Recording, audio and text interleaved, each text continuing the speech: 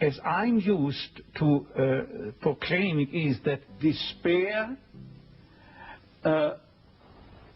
can be explained in terms of a mathematical equation. D, capital D, equals S minus M. What does it mean? Despair is suffering without meaning.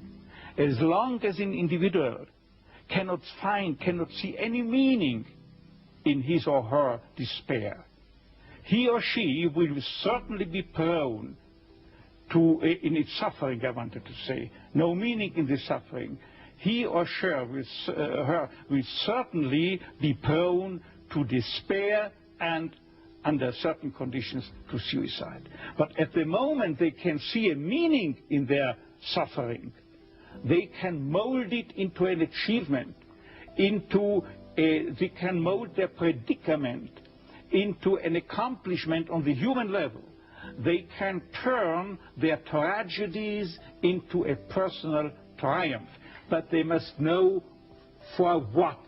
What should I do with it? But if people, like so many segments of present-day society and population, cannot find any meaning whatsoever in their lives, cannot see anything meaningful, they more often than not have something to live by, or say at least enough to live by. They cannot see anything to live for. What is the answer to the question, why me? Why did this happen to me? The answer to such a question is nothing that a psychiatrist or any other type of a scientist can come up.